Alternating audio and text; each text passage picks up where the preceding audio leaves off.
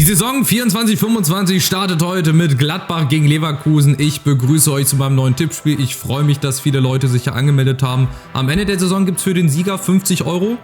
Das ist immer das Preisgeld, was dann am Ende der Saison an den jeweiligen Sieger dann vergeben wird.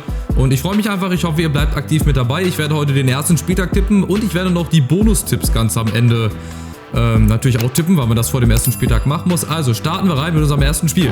Starten wird die Saison natürlich traditionell mit dem deutschen Meister, der aber auswärts spielt. Gladbach zu Hause, die haben im DFB-Pokal bei Erzgebirge Aue gewonnen. 3:1, haben sich ein bisschen schwer getan, haben da erst zurückgelegen, haben dann aber am Ende oder hinten raus dann noch ein souveränes 3:1 eingefahren. Leverkusen dagegen haben letzte Woche im Supercup gespielt gegen den VfB Stuttgart.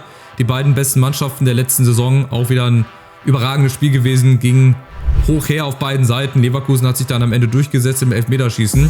Von daher wird das eine sehr, sehr spannende Partie, eine sehr, sehr knappe Partie, glaube ich. Ich gehe aber davon aus, dass Leverkusen auch diese Saison wieder ein Favorit auf die Meisterschaft ist. Sie haben sich punktuell gut verstärkt. Die haben den Kader weitestgehend zusammengehalten. Xabi Alonso ist geblieben. Das ist auch ein sehr, sehr großer Pluspunkt, glaube ich, der sich über die gesamte Saison hin dann vielleicht auch durchsetzt und auszahlen wird. Deswegen tippen wir mal hier Leverkusen auf ein knappes 2:1. Ich glaube nämlich Gladbach, die haben sich auch gut verstärkt, unter anderem mit Stöger und mit Kleindienst nochmal ein bisschen Qualität gewonnen. Von daher gucken wir mal. Hoffentlich wird es ein super spannendes Auftaktspiel und dann haben wir doch, glaube ich, ganz viel Spaß. Samstag gibt es dann den ersten Bundesliga-Auftritt jemals von Aufsteiger Holstein Kiel. Die sind bei Hoffenheim zu Gast. Hoffenheim, die hatten eine ziemlich unruhige Vorbereitung, haben auch im DFB-Pokal ein bisschen gestruggelt, haben sich dann aber im Elfmeterschießen gegen Würzburg durchgesetzt. Holstein Kiel ist dann in Aachen weitergekommen, auch so ganz knapp gerade, und Kiel ist ja bei fast jedem Experten und auch bei jedem Fan quasi auf Platz 18. Ich glaube, dass sie es ziemlich schwer haben werden, sich von der Qualität her einfach über einen großen Zeitraum durchzusetzen, über 34 Spiele konstant Leistung abzuliefern. Vielleicht überraschen sie aber auch jeden und sind dann am Ende das Heidenheim der letzten Saison. Glaube ich jetzt ehrlich gesagt nicht, aber wer weiß. Ich glaube aber, dass Kiel die eine Saison genießen sollte, 34 Spiele, und einfach das alles aufsaugen soll, und dann wird es, glaube ich, nächstes Jahr wieder runtergehen. Ich werde hier Kiel mal ein Tor gönnen, aber ich glaube, Hoffenheim macht 3 Dinger. Auch wenn die, wie gesagt, nicht so eine gute Vorbereitung hatten, suchen immer noch 1, 2 Leute für die Innenverteidigung. Ich glaube aber, dass das reichen wird für Hoffenheim. Nächstes Spiel, Leipzig gegen Bochum. Auch die Leipziger, die haben ein bisschen gestruggelt. Die haben sich in Essen dann auch, glaube ich, 3 oder 4-1 durchgesetzt. Nusa, Neuzugang, vielen Leuten aus der FIFA-Karriere ein Begriff, ein großes Talent, hat gleich mit dem ersten Ballkontakt ein Tor gemacht. Bochum auf der anderen Seite ist ausgeschieden bei Jan Regensburg. Also die sind schon mal nicht so gut reingestartet, haben sich eigentlich auch gut verstärkt. Ich habe die aber in meiner Prediction, glaube ich, auch auf Platz 16 getippt, 17 oder 16. Auf jeden Fall irgendwie ganz unten. Weil ich denke, da wird es vielleicht auch mit der Qualität her schwer, sich über 34 Spieltage da durchzusetzen. Und ich sehe halt andere Mannschaften besser besetzt. Ich persönlich, was ihr denkt, das ist eure Sache, aber ich glaube, dass die Bochumer zum Auftakt eine richtige Klatsche kriegen werden. Von daher mache ich immer hier ein ganz ruppiges 4:0, obwohl ich, wie gesagt, sportlich gesehen, das muss ich jetzt nicht immer wiederholen, den Leipzigern den Untergang wünsche und die Fahrt ins Belanglose, wie, glaube ich, 95% der Fußballfans, außer sie wohnen in Leipzig und sind doch RB-Fan. Naja, also 4:0 Leipzig, locker flockig zum Auftakt. Weiter machen wir dann mit Augsburg gegen Bremen. Das könnten 2 Mannschaften sein, die eventuell auch überraschen könnten. Bremen auf der einen Seite haben sich in Cottbus durchgesetzt. Keke Top hat da dreifach getroffen, macht schon mal einen guten Einstand. Marvin Duksch weiß man nicht, ob er wechselt oder nicht. Der FC Augsburg auf der anderen Seite hat sich auch gut verstärkt. Punktuell Rechtsverteidiger Marius Wolf war jetzt, glaube ich, der letzte Neuzugang, wenn ich mich recht erinnere. Und das kann für beide Mannschaften, so wie in der letzten Saison, auch im Niemandsland enden. Das kann auch bis zum Schluss der Kampf um Europa sein. Bei Augsburg hätte es ja fast geklappt. Bremen, die haben eine solide Saison dann gespielt, waren, glaube ich, 9. oder 10. Und ich glaube, so in dem Bereich werden sich auch beide Mannschaften wiederfinden, finde ich persönlich. Ich habe noch keinen Unentschieden, von daher tippe ich jetzt hier mal mein erstes Unentschieden. Und zwar mache ich eine 1:1, weil auch am ersten Spieltag nicht unbedingt viele Tore fallen. Augsburger letzte Saison haben, glaube ich, ein 3:3 oder ein 4:4 gegen Gladbach zu Hause gehabt am ersten Spieltag. Also die wissen, wie ein torreicher Auftakt funktioniert, aber hier mache ich mal ein vorsichtiges 1:1. Dann kommen wir zum ersten Derby. Freiburg gegen Stuttgart, Baden gegen Württemberg. Ich weiß nicht, ob man das als Derby bezeichnen möchte. Das ist genauso wie Frankfurt gegen Mainz. Ist halt auch kein Derby, auch wenn viele immer vom Rhein-Main-Derby sprechen. Es ist kein Derby. Punkt. Fertig. So, bei Freiburg gegen Stuttgart weiß ich das nicht, da stecke ich nicht so drin. Erster Auftakt von dem neuen Freiburger Trainer Schuster. Ohne Christian Streich wird auch ein bisschen ungewohnt, aber die Stuttgarter haben halt auch in Leverkusen gezeigt, dass sie sich gut verstärkt haben. Ich glaube, dass ich mit meiner Prediction, dass Stuttgart auf dem 8. Platz landen wird, dass ich da ziemlich auf die Schnauze fallen werde. Aber ist ein Hot Take, vielleicht überraschen sie uns ja auch alle im negativen Sinne und die werden halt auch nur 8. oder 9., weil sie halt mit der Champions League mehr Probleme bekommen, Dreifachbelastung, aber haben sich halt auch gut verstärkt. Demirovic vorne, ansonsten Leistungsträger sind weitestgehend geblieben. Gut, Waldemar Anton fällt weg, Ito ist auch gegangen, aber haben sich eigentlich mit Jeff Chabot gut verstärkt. Auch das Mittelfeld ist weitestgehend zusammengeblieben.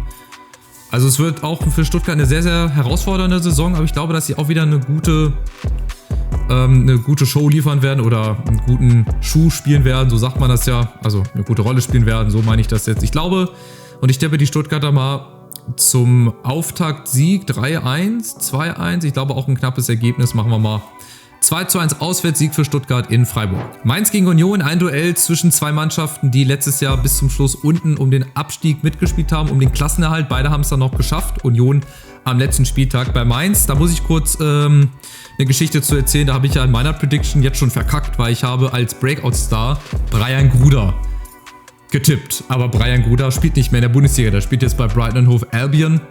Und also habe ich da schon mal ein bisschen verkackt. Ich bin sehr, sehr gespannt, wenn ich das Video mir nächstes Jahr angucke. Union auf der anderen Seite mit einem neuen Trainer sind auch knapp im Pokal bei Greifswald weitergekommen. 1-0. Pokal ist egal, wie du weiterkommst. Hauptsache, du kommst weiter. Mainz hat sich auch schwer getan in Wiesbaden. Und ich glaube auch, dass zumindest Union wieder mehr unten mitspielen wird. Mainz, weiß ich nicht, die können auch durchaus überraschen. So 12., 11. Platz. Mehr wird es aber meiner Meinung nach nicht geben. Und von daher werde ich hier mal auch ein Unentschieden tippen.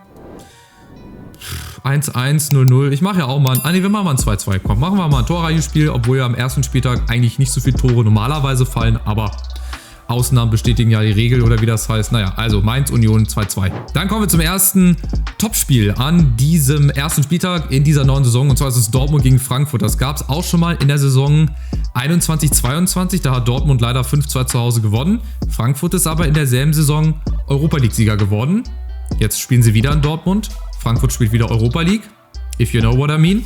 Also wir gucken mal, Dortmund gegen Frankfurt, Dortmund auch mit neuem Trainer, neuen Spielern, die haben sich wirklich gut verstärkt. Natürlich Guirassy und Waldemar Anton, dazu Pascal Groß im Mittelfeld. Das ist eine gute Achse, sagt man ja da so gerne. Und ich sehe auch Dortmund sicherlich unter den ersten 3, wenn sie es auf den Platz hinkriegen. Die haben einen guten Kader, auch natürlich in der Breite. Und Frankfurt, ja, da kann ich auch wieder so lange erzählen, aber will ich gar nicht so lange erzählen. Ich finde auch Frankfurt, ich war ja in Braunschweig beim Pokalspiel. Erste Halbzeit haben sie sich super schwer getan. Zweite Halbzeit ging dann ein bisschen locker, flockiger von der Hand. Vor allem halt Hugo Ekitike. Ich glaube, dass er wirklich unter den Top 3 der Scorer landen kann. Wenn er fit bleibt, wenn er weiter so scoret und wenn er weiter so Vorlagen gibt wie vor dem 1-0 von Chaibi.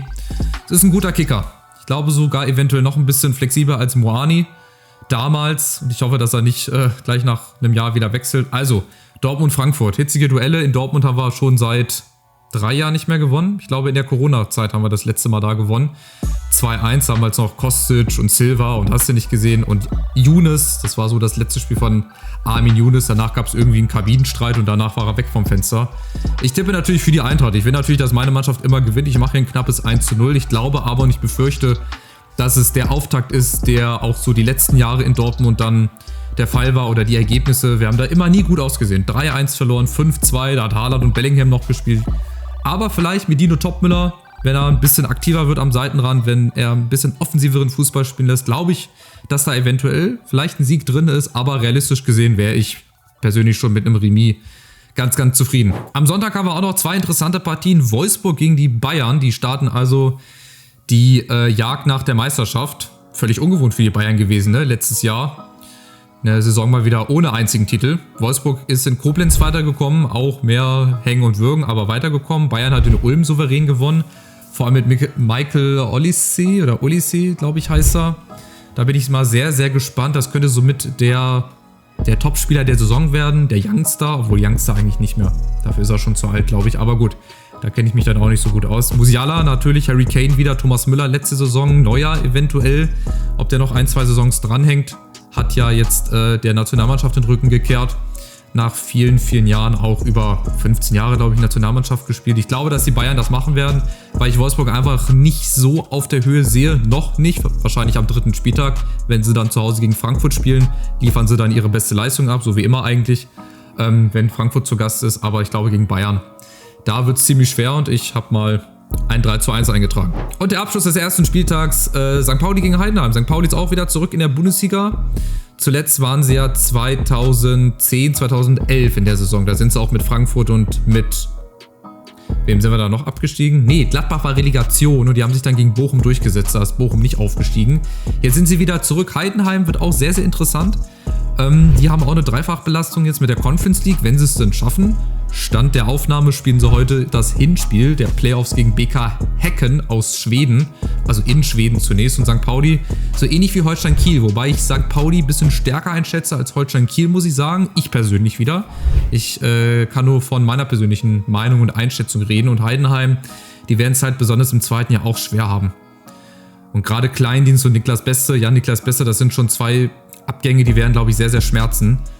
Von daher mache ich da einfach mal einen Sieg für St. Pauli. Komm, St. Pauli startet mal mit einem Sieg, 2:1. Ob das alles so kommen wird, weiß ich nicht. Die Wetten an der Seite, die ignoriert er. Ich habe weder mit dem Wettanbieter da oben noch mit irgendeinem anderen Wettanbieter eine Partnerschaft. Nicht, dass ihr da irgendwie denkt, ich will da irgendwie Geld aus der Tasche ziehen oder so. So, das waren also die Tipps zum ersten Spieltag. Und jetzt werde ich noch mal meine Bonustipps hier abgeben. Da machen wir dann hier auf der nächsten Seite weiter. Wir fangen mal an. Welche Mannschaften belegen die Plätze 16 bis 18? Da kann ich ja quasi meine Prediction hier mit reinnehmen. Da hatte ich, glaube ich, auf jeden Fall Holstein Kiel. Dann hatte ich, meine ich, auch VfL Bochum und hatte ich St. Pauli auf 16. Ich mache mal Kiel, Bochum und St. Pauli. Ja, zwei Aussteiger, klar, die sind immer irgendwie als Kandidat mit dabei und dann halt Bochum aus genannten Gründen in der Prediction. Könnt ihr euch ja dann nochmal angucken. So, dann haben wir, welche Mannschaft stellt den Spieler mit den meisten Toren? Da gehe ich auch mit dem Tipp aus meiner Prediction mit. Und zwar Serhou Guirassy habe ich ja da getippt als Torschütze. Nicht Harry Kane. Ist natürlich wieder am naheliegendsten, aber ich will da auch einfach mal ein bisschen ins Risiko gehen, wenn man das so sagen möchte. Von daher nehme ich mal hier Serhou Guirassy mit rein. Wer wird deutscher Meister? BVB, Borussia oder Leverkusen? Verteidigen die ihren Titel oder werden es doch die Bayern? Das wird wirklich ein spannendes Meisterschaftsrennen. Also ich würde mir persönlich wünschen, so 3-4 Mannschaften bis so 2-3 Spieltage kurz vor Schluss. Dann kapseln sich vielleicht 2 Mannschaften ab und die entscheiden dann es am letzten Spieltag. Das wäre so der Wunsch, glaube ich, auch von vielen neutralen Zuschauern. Ja, es ist echt schwer. Also Leverkusen ist natürlich die erste Adresse. Wie gesagt, die sind zusammengeblieben mit der Truppe, nicht viele Abgänge, gute Zugänge bekommen. Xabi Alonso ist geblieben, was für mich auch ein ganz, ganz großer Pluspunkt ist, weil ich kann Vincent Kompany nicht so richtig einschätzen und Nuri Sahin ebenfalls nicht, was die aus ihren Mannschaften machen. Das wird man dann wahrscheinlich so nach den ersten Spieltagen sehen, dann kann man eine erste Prognose abgeben, aber wenn ich jetzt vor dem ersten Spiel tippen müsste, und man muss ja die Tipps, glaube ich, abgeben bis zum 23.08.20:30 Uhr, also bis halt quasi das Spiel beginnt, Gladbach gegen Leverkusen, würde ich jetzt einfach mal die Bayern sagen. Ganz langweilig, dass sie das wieder irgendwie hinkriegen, dass vielleicht die letzte Saison eine Ausnahmesaison war.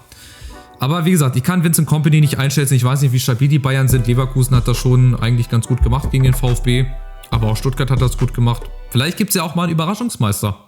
Wie damals in der Premier League Leicester City. Vielleicht wird es ja, wie gesagt, ein Team, mit dem man noch gar nicht rechnet. Schauen wir einfach mal. Bei Herbstmeister dagegen würde ich halt entweder Dortmund oder Leverkusen machen. Ich glaube dann, deswegen habe ich auch die Bayern als Meister gemacht, dass die eventuell auf Strecke gesehen diese Saison wieder den längeren Atem haben oder mehr Konstanz reinbringen. Das kann aber auch genauso gut Leverkusen und Dortmund schaffen. Oder vielleicht auch der VfB Stuttgart. VfB Stuttgart als Herbstmeister glaube ich nicht.